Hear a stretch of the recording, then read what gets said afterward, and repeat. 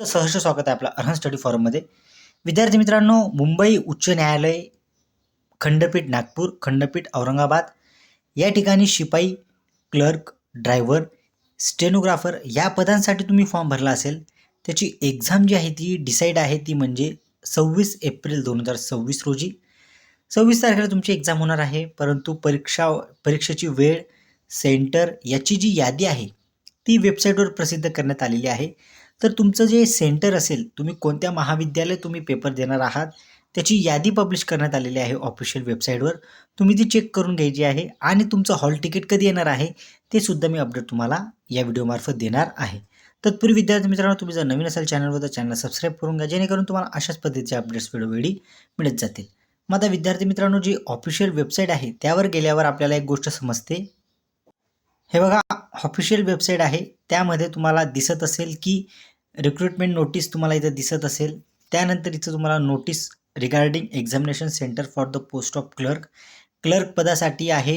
हे जे संपूर्ण जे सेंटर आहेत, मुंबई रिजन असेल, अहमदनगर असेल, अकोला असेल, ज्या रिजनमध्ये किंवा ज्या डिस्ट्रिक्टमध्ये तुम्ही राहत असाल त्या डिस्ट्रिक्टची तुम्ही इथं लिस्ट ओपन करायची आहे आणि ती लिस्ट ओपन करताना तुम्ही तुमचं नाव जे आहे तिथं तुम्ही सिलेक्ट करू शकतात.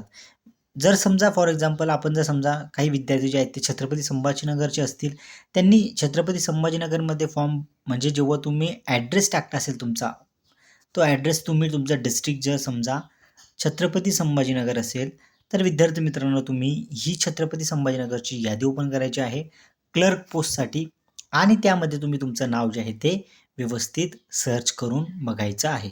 त्यानंतर तुमचं जे आहे, बघा मी तुम्हाला एक दाखवतो यादी. आता हे बघा विद्यार्थी मित्रांनो, डिस्ट्रिक्ट छत्रपती संभाजीनगर, हे बघा बेंच ॲट औरंगाबाद. तुम्ही जिथं फॉर्म भरला असेल, औरंगाबादमध्ये भरला असेल किंवा बॉम्बेमध्ये भरला असेल किंवा नागपूरमध्ये भरलेला असेल, तर त्या ठिकाणी तुमचं जे आहे ते तुमचा इस्टॅब्लिशमध्ये जे आहे ते तुमचं जो फॉर्म तुम्ही ज्या डिस्ट्रिक्ट कोर्टात किंवा ज्या पदभरतीमध्ये जे खंडपीठ आहे तिथे तुम्ही भरला असेल ते नाव तुमचं येतं. त्यानंतर इथं तुमचा क्लर्क जो आहे तो तुमचा रजिस्ट्रेशन आय डी येतो, सीट नंबर येतो तुमचा. त्यानंतर सीट नंबर झाल्यानंतर तुमचं एक्झामिनेशन सेंटर जे आहे ते इथं येतं आहे बघा, जवाहरलाल नेहरू इंजिनिअरिंग कॉलेज म्हणजेच JNEC MGM university Chhatrapati Sambhajinagar centre number 1. इथं जे आहे ते या जे विद्यार्थी आहेत या विद्यार्थ्यांची परीक्षा जी आहे ती या सेंटरवर होणार आहे. तुम्हाला अगोदरच वेळ समजलेला आहे. जी शिफ्ट आहे, जी मॉर्निंगची शिफ्ट आहे, त्यानंतर आफ्टरनूनची शिफ्ट आहे, त्यानंतर इव्हिनिंगची शिफ्ट आहे. इव्हिनिंगमध्ये 2 बॅच आहेत, ते म्हणजे शिपाई पदासाठी जे आहेत ते लास्टच्या बॅच आहेत. त्यानंतर मिडलमध्ये तुमची जी आहे ती तुमची ड्रायव्हरसाठी आहे. अशा पद्धतीने तुमची जी शिफ्ट असेल त्या शिफ्टमध्ये तुम्ही जायचं आहे.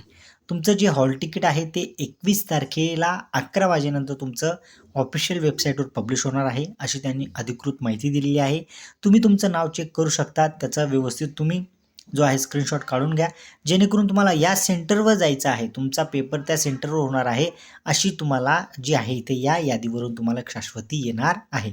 चला विद्यार्थी मित्रांनो, या पद्धतीने शिपाईची जी आहे ती यादी येऊ शकते. आता क्लर्कची आलेली आहे, ड्रायव्हरची आलेली आहे, स्टेनोग्राफरची आलेली आहे. अद्याप म्हणजे आता जेव्हा मी रेकॉर्ड करत आहे तुमचं सेशन किंवा तुमचा हा व्हिडिओ, तेव्हा मात्र शिपाई पदासाठी जे विद्यार्थी इलिजिबल आहेत त्यांची जी यादी आहे ती ऑफिशियल वेबसाईटवर अद्याप पब्लिश झालेली नाही आहे. जेव्हा ती पब्लिश होईल तेव्हा मी ते तुम्हाला टेलिग्रामवर चॅनलवर तुम्हाला मी ती देऊन देणार आहे. चला विद्यार्थी मित्रांनो, आता मी तुमची रजा घेतो.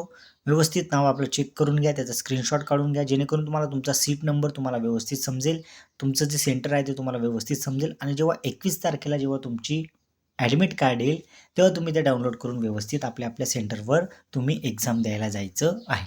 चला विद्यार्थ्यांनो, आता मी तुमची रजा घेतो. जय हिंद.